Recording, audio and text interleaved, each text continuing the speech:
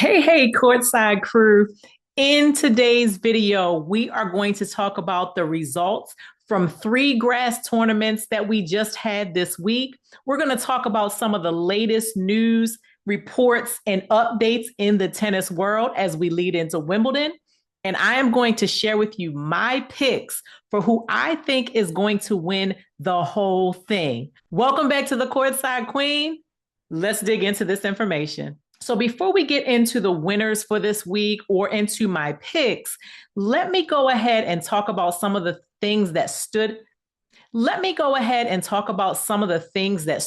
out to me this week as I watched the three tournaments that took place on grass as we're leading into Wimbledon. There were a lot of great matches that we got a chance to watch over the past 7 days, but there were a few things that stood out to me specifically. The first one is Iga Swiatek. We have to take a look at her because we're so used to her being dominant from year to year that we have to really look and see how she's doing in a given situation, in a given tournament, against certain matchups. And so I wanted to just point out that even though she did make it to the final of the tournament that she played in this week, we'll touch on that in a few minutes, I'm really not quite liking what I see from her on grass. I'm seeing her rush. I'm seeing her swing hard to try to make her point. And that's just not what you want to do on grass. And so my expectations for her as we move into Wimbledon, especially since she's never gone super deep in that tournament, is that we're going to continue to see more of the same for Iga, that we're not going to see her go as far as most people probably think she should. I see her maybe making it to the third or fourth round of this tournament and then going out quietly and making it easier for the field that's on that side of the draw. The next person I want to talk about is Meera Andreeva. Now, Meera Andreeva is the Russian teenager. And there have been a lot of expectations placed on her as she came from juniors into playing with the adults in the WTA. She recently turned 17 and she's had a great rise to the top. I think currently she's probably ranked around number 5 or somewhere between 5 and 7. She plays very well and she's playing very well on all surfaces. She is very smart on the court. She's very smart off the court as well. Kudos to her, because as I listen to her speak and just express herself, knowing and understanding that English is not her first language, I am just so impressed with her, as I am with all of the players really in this international sport, that she's able to express herself so well in English. But I do want to talk about her and what I'm seeing on the court. What I've been seeing with her, even before the French Open, is I've been seeing her crash out. I'm looking at her yell at her box, berate herself. I'm seeing her tell people in her box to leave, you get out, and actually putting them out of matches, which we see other players do at times. I'm also watching her as she smacks her thigh with her racket when things aren't going her way. Now, yes, I know she's a teenager. I have been a parent of teenagers, so I know how that goes. I know that it's not easy being out there by yourself in such a competitive and lonely sport. But I'm a little bit concerned about what I'm seeing. It's almost as if I'm seeing her move backwards instead of forwards. Now, granted, I do know that in tennis, sometimes you do move backwards before you catapult forward again, but I'm concerned about what I'm seeing in terms of her crashing out. Hopefully, this is something her team is working on. But I saw it happen this past week, like within the past couple of days. And so I fully expect that the same thing is going to happen at Wimbledon when things begin to not go her way. And so even though I feel like she has the game that is needed to do well on grass, I just do not see her making it all the way at Wimbledon. I don't expect her to lose super early, but I am concerned about her crashing out in terms of her capability of how far she can go in majors. We've seen her win 1000s. Of course, we've seen her, win individual matches and even smaller tournaments, but I am definitely concerned in the majors as far as Meera is concerned. Some news about number one player Jannik Sinner. He has actually made a change to his team, which could be concerning. We're seeing that he traded out his trainer and his physio for a different trainer and physio. This new trainer and physio, they actually were at one time on Novak Djokovic's team. Hopefully this is for the better for Sinner, but I would imagine that there was some upset after him losing at Roland Garros in such a huge way when he had such a huge chance to actually win that match. Not only was he up 2 sets to love, but he actually had several match points and was not able to pull it off. So I would imagine that that is why these changes have come about. Let's see what happens at Wimbledon. Honestly and truly, I don't think that he has any chance to win Wimbledon this year, even with the new trainer and physio. Maybe he's planning for the hard court season with that, but I do not see him winning this tournament. And we will talk a little bit later in the video about who I think is going to win the tournament. But I'll tell you now, it is not Jannik Sinner. And a little bit of fun news. We have seen that Coco Gauff and Aryna Sabalenka are back together again. They all is forgiven. They are friends again, or at least friendly. They actually did a TikTok together on the grounds of Wimbledon to just show solidarity between the two of them. Coco said all is forgiven. Aryna has apologized to her privately, not just what she's done publicly, but she's apologized to her privately 2 different times. And so right now, apparently they are in a good space. Not that they were in a bad space before. I think it was just us, the public, that didn't like what was said. But for the two of them, they're in a good space. They're getting along. They wanted to show the world that that was the case. And so therefore they did a TikTok together. As I was scrolling Instagram, I saw it, and I'm sure you can find it as well if you have not seen it. Now let's dig into these 3 tournaments that just took place over the last 7 days. Bad Homburg in Germany. We had Eastbourne in Great Britain, and we had Mallorca in Spain. We had 4 different finals that happened on Saturday, 2 women's finals and 2 men's finals. Let's talk about the winners and see what we have to expect for them at Wimbledon. At Bad Homburg, the final was Iga Swiatek and Jessica Pegula. It was a 2-set final, very, very entertaining. We got a chance to see what we can expect from each one of them on the grass. Jessica Pegula came out the victor in that match, and that gives some great hope to her going deep in Wimbledon. And we got a chance to see what Iga is looking like as well on grass as she moved through this tournament. She took out Jasmine Paolini in this tournament, and that is what got her into the final. So let's take a look at their draws and just see what it's going to look like for them in the first round, especially, but in their sections, and how this tournament could help them or expose them. Okay, let's talk about the runner-up, Iga Swiatek, first.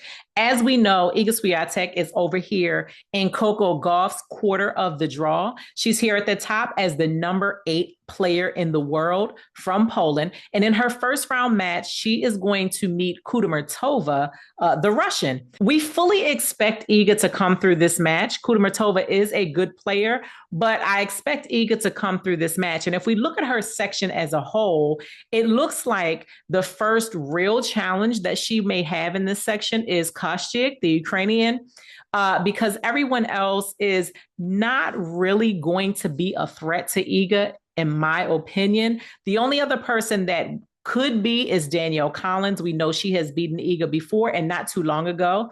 And so either Collins or Kostyuk are going to be really the first real test, in my opinion, for Iga. Now, let's take a look down here. Jess Pegula is number 3 in the world, and so she has her own quarter of the draw. And you can see the people that are in her quarter, but her first round match is Cocchiaretto, who is actually a great player from Italy.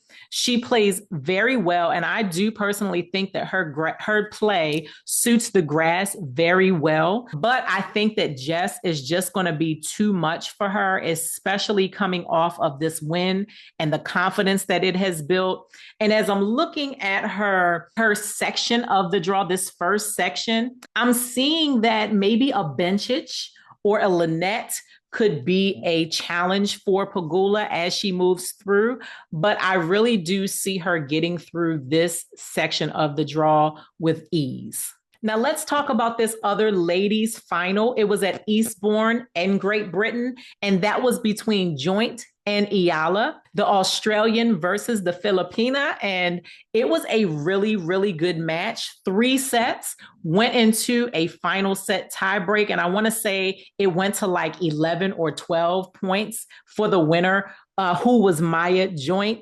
Eala played extremely well, and she actually left the court in tears. She had so many chances, so many match points. She absolutely should have won this match, but she just was not able to close it out. So now we have Maya Joint, who is coming into Wimbledon with extreme confidence after just literally winning a tournament.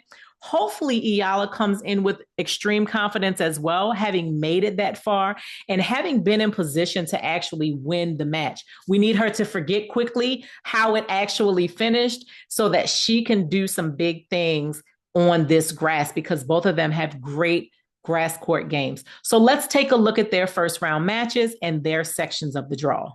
Now, if you look here at the draw, once again, you can see that both of these players are on the same sections as the last 2 players that we talked about.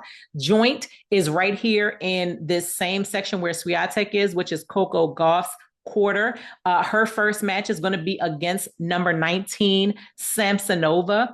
Samsonova on paper should win this match, but with Maya Joint coming in with this confidence, you just never know what's going to happen. And if you look at this section as a whole, this is a pretty good section that I would want to be in if I was one of these players. It looks like not until you get to maybe Krejcikova, who's newly playing for Australia, that there could be some kind of challenge for her. Eala, on the other hand, which was the runner-up, she has a pretty tough first round match against Krejcikova, who is the defending champion here at Wimbledon. Now, on the last video, we talked about popcorn matches, and this was actually one of the ones that I called a popcorn match, because I know that Eala's game translates very well to the grass, but I also know that Krejcikova is the defending champ. However, she's just coming back into play. She's been out with injuries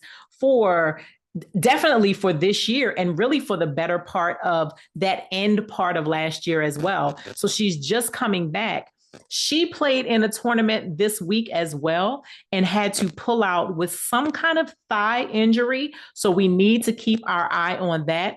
As of right now, she has not pulled out of Wimbledon. She's still planning on playing, but I think that Eala has a great chance for the upset in this match, especially if that injury is anything more than just precautionary in terms of Krejcikova pulling out. So I hold true to this being a true popcorn match. Now let's get into these men's finals that happened on Saturday as well. In Mallorca, Spain, the final consisted of Moutet and Greikspoor.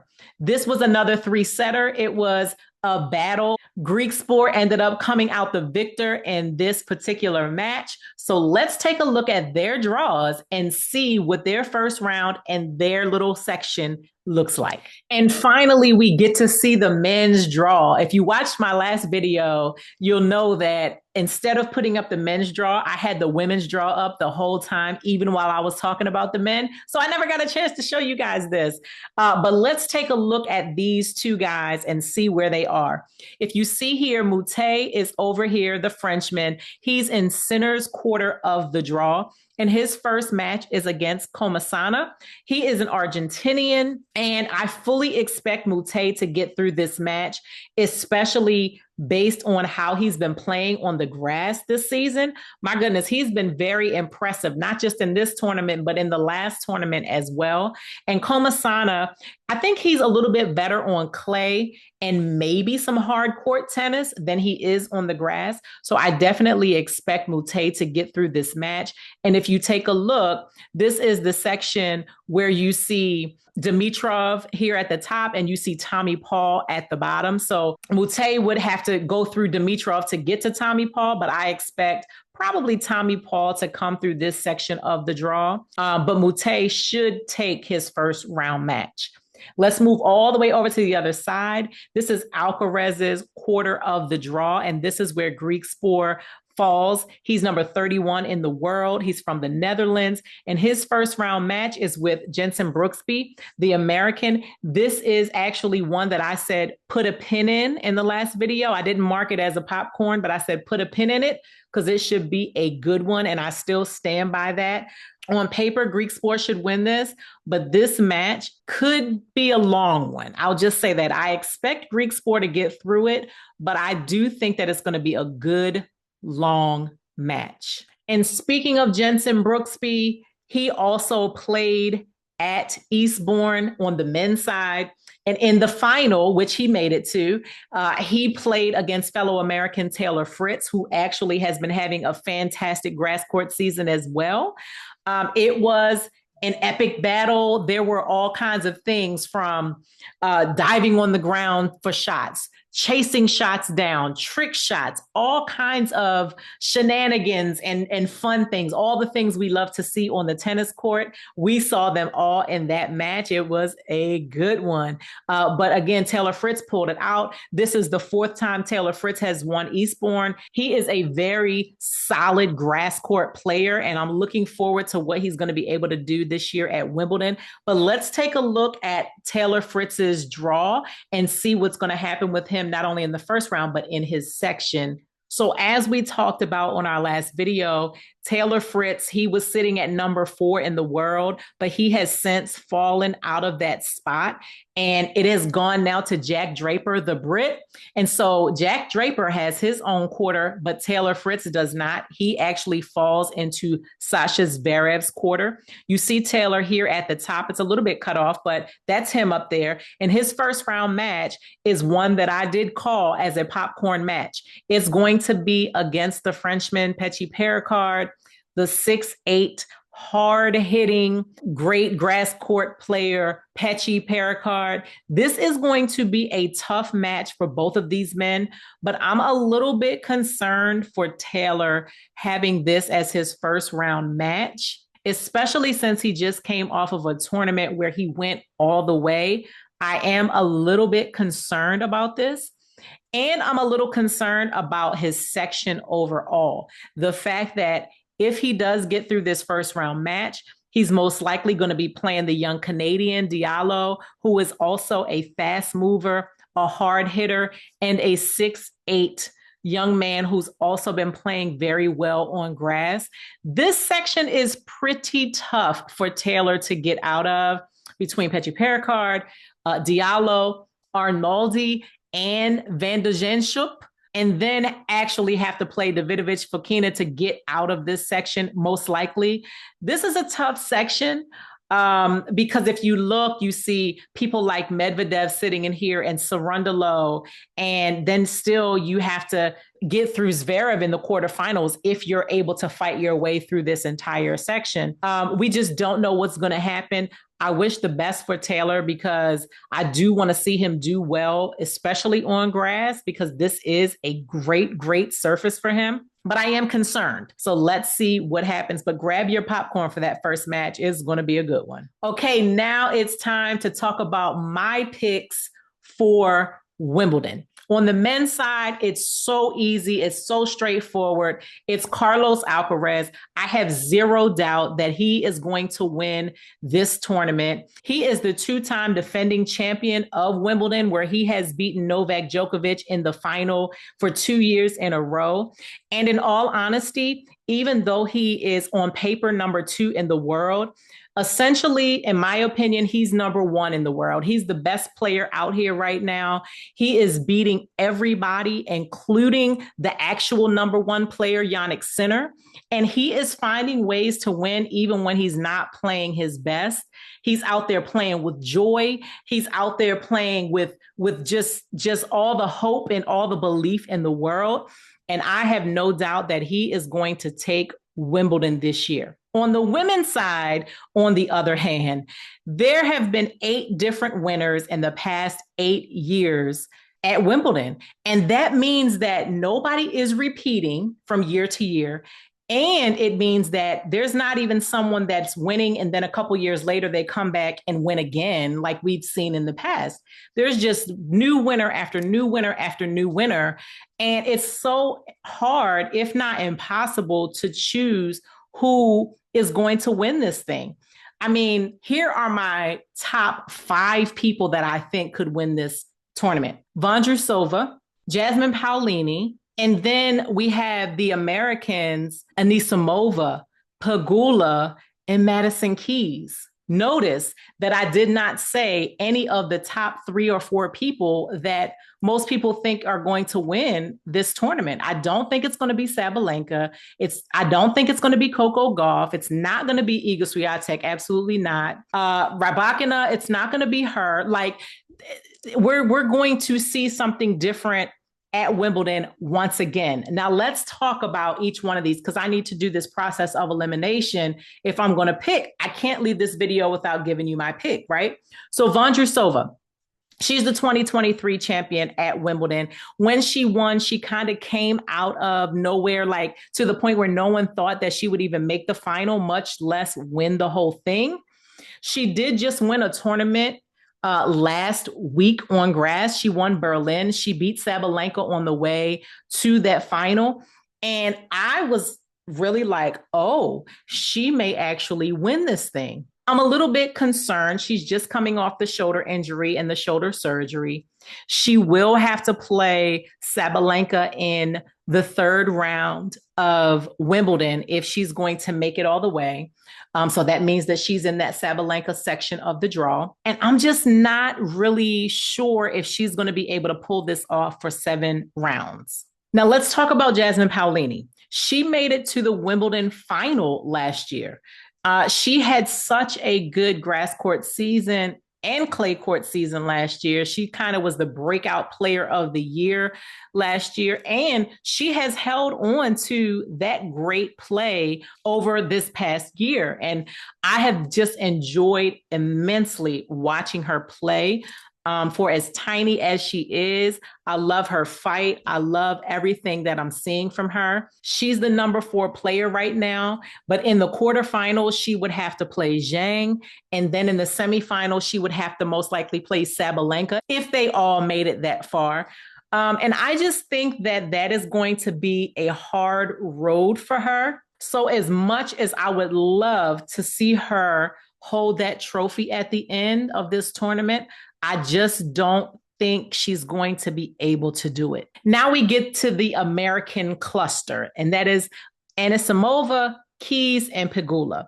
Let's talk about Amanda Anisimova first. She is playing so well on grass right now that, I mean, I'm just really impressed with her. She has the game. She's able to keep the ball low. She's moving around the court fairly well. She's slicing and dicing the ball just the way it needs to be done on grass. But my concern with Anisimova is that she doesn't have the experience of getting to the end of these tournaments, not the majors anyway. And so based on that, that would be my main concern with her, not based on her play, but based on, does she have the endurance to actually make it all the way to the end? That's the question that I have for her. Now let's look at Madison Keys.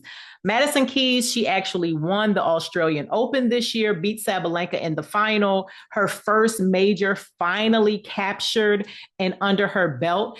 And I think that everyone has had really high hopes for her. I mean, we saw her make it to the quarterfinal of the French Open, which was really impressive. And she had a hard fought match against Coco Gauff. I mean, it was a really, really good match that could have gone either way. But I have not seen her play well on grass. She has a great grass game. She's actually won a lot of these grass court tournaments in the past. Of course, not Wimbledon, but some of the others. And so there's been a high expectation of her to do well, but I just have not seen it. Now, is there a chance that she could show up big for a tournament like a major? Absolutely. So there's a chance for her to do this, but I'm not seeing the evidence. And so that makes it really hard for me to pick her. Now that brings us to Jessica Pegula, who has shown that she's a little bit fragile when it comes to the majors. She has had deep runs. And she plays so much tennis that she is staying at the top of the game. Right now, she's number 3 in the world. It kind of reminds me of a Caroline Wozniacki, who was number 1 in the world for so long and had never won a major. It also reminds me of like an Ivanovic from back in the day, where she also was number 1 and had never won a major. And we were all like, how is it even fair to be number 1 and you can't win a major? I'm seeing the same things from Jess Pegula, that she has almost all that it takes, but not quite enough.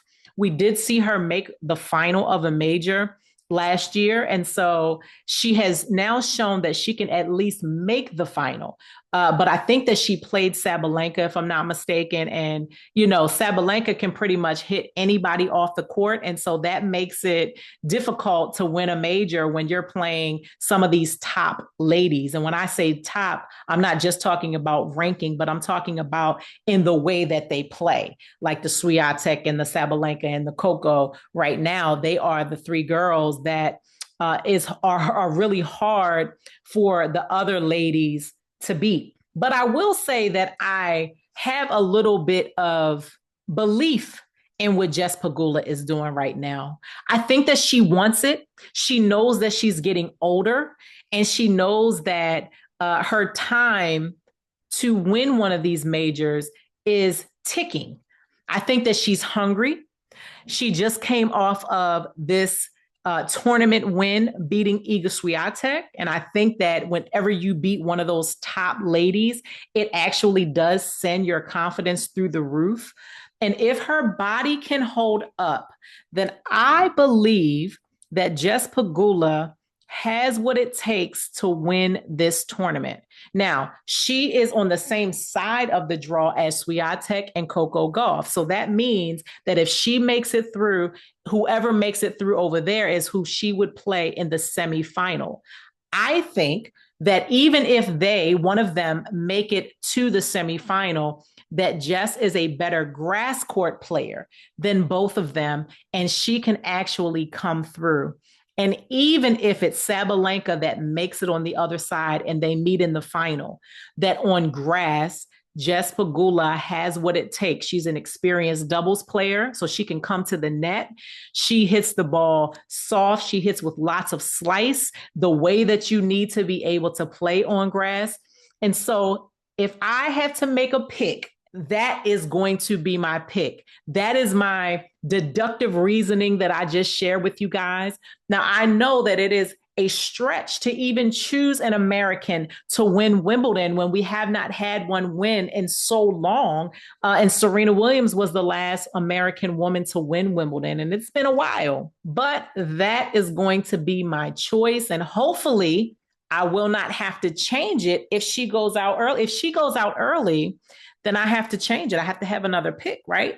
So I'm hoping that she will not let me down. So we have Carlos Alcaraz and Jess Pegula. Those are my picks.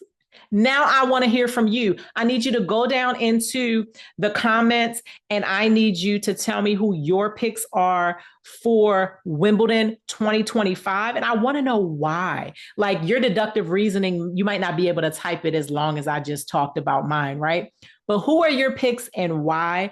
And I can't wait to discuss this with you and just see who's right, who's coming out of this on the right side of their guesses. No matter what, no matter who wins, I guarantee you this is going to be an exciting tournament. We're going to see so many twists and turns. I think we're going to see a lot of upsets. I think we're going to see a lot of surprises. And I hope and pray that we do not see a lot of injuries this year. Grass can be so dangerous, as I always say. Hopefully everyone is prepared, careful, and we can't wait to see them in their crispy whites. If you loved this video, go ahead and click that like button. And if you like content like this, subscribe to the channel, turn on your notifications, because you're going to want to get all of the updates that I'm going to have for you over the next couple of weeks, as well as moving into the future. Thank you for joining me here today, and I'll see you on the next video. Bye.